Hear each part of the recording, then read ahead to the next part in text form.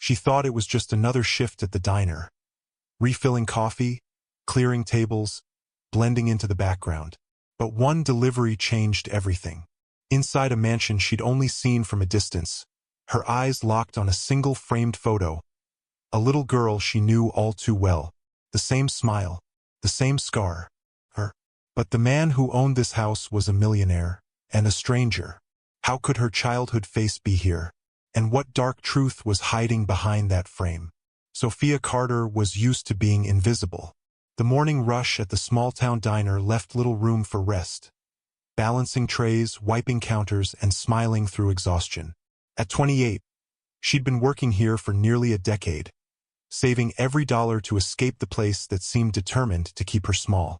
Customers saw her as just the waitress, rarely noticing the quiet strength behind her tired eyes. Outside of work, Sophia lived alone in a modest apartment on the edge of town, surrounded by boxes of old memories she rarely touched. Her childhood was a puzzle she never could quite solve. Her mother gone too soon, her past marked by unanswered questions. She never imagined that delivering a lunch order to a wealthy client would pull her straight into that mystery.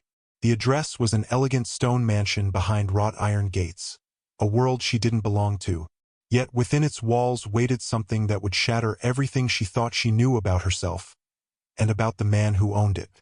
The mansion was quiet when Sophia stepped inside, balancing the heavy catering tray. The air smelled faintly of polished wood and something floral, expensive. She kept her eyes down. She'd learned long ago that in spaces like this, her presence was often met with suspicion. But then, on a side table in the grand hallway, she saw it. A framed photograph in an ornate gold frame. The little girl staring back had the same deep brown eyes, the same faint scar above her eyebrow. A scar Sophia had carried since she was 6. Her hands began to tremble.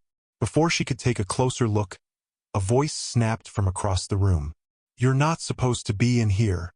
It was a man in a crisp suit, his expression hard, his gaze fixed on her as though she'd been caught stealing. She mumbled an apology, explaining she was just delivering the order. But his eyes lingered on her skin, her uniform, her shoes, assessing, judging. The moment passed, but the image of that photo burned in her mind. Later that night, she searched the internet for the man who owned the mansion, Edward Lancaster, millionaire philanthropist, founder of a major children's charity. His smiling face was plastered across articles praising his generosity. But Sophia's gut told her there was something else hiding beneath the polished image. Days turned into restless nights. She began piecing together scraps of old memories.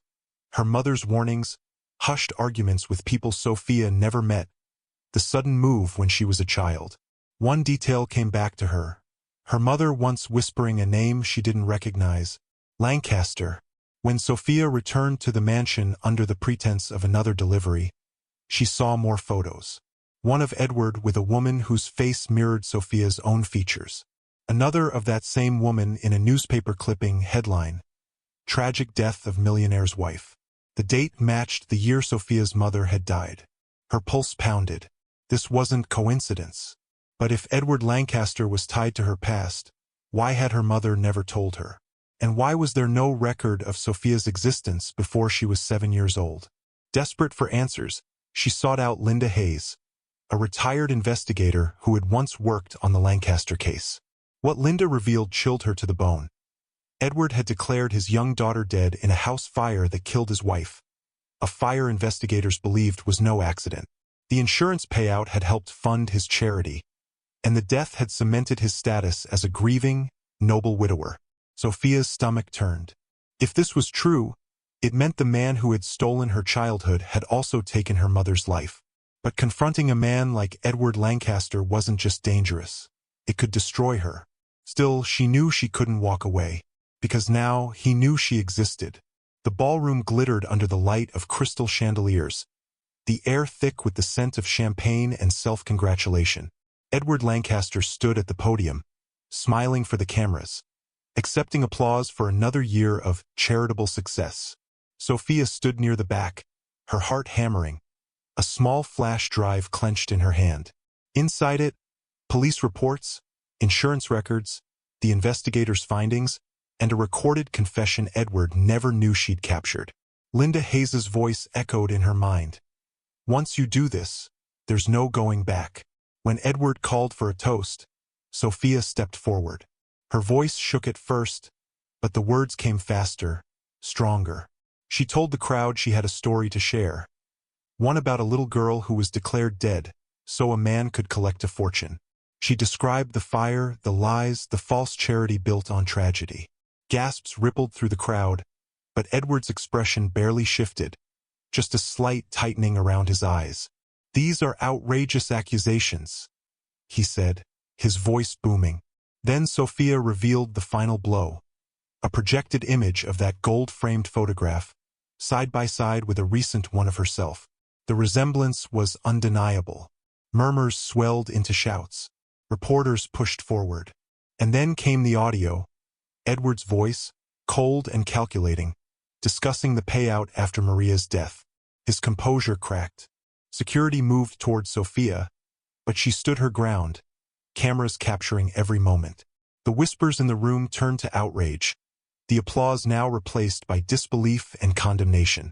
For a moment, it seemed the entire room held its breath. Then, from the back, a voice shouted, "Arrest him!" And just like that, the man who had lived above consequence for decades felt the walls of his empire closing in. Sophia's hands were still trembling, but her eyes were steady. The truth was out, and there was no putting it back. Edward Lancaster was arrested before the gala ended. The media swarmed the mansion the next morning, uncovering decades of lies buried beneath his carefully crafted image. His fortune crumbled, his charity was frozen, and for the first time in his life, the law treated him like it would any other man, at least on paper. For Sophia, the victory was bittersweet. She had exposed the truth, but no court ruling could return the years stolen from her or the mother she had lost. In the weeks that followed, she took control of the shattered foundation, stripping away the false promises and rebuilding it into a genuine force for good, helping real orphan children, not padding a millionaire's reputation. Yet, beneath the triumph, a deeper truth lingered.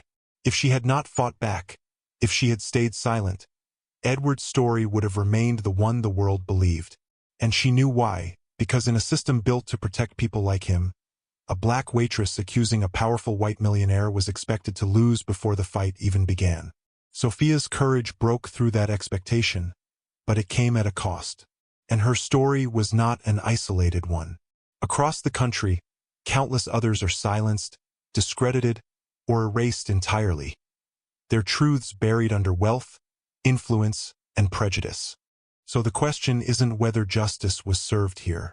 The question is, how many more Sophias will it take before the world stops protecting the powerful and starts believing the powerless?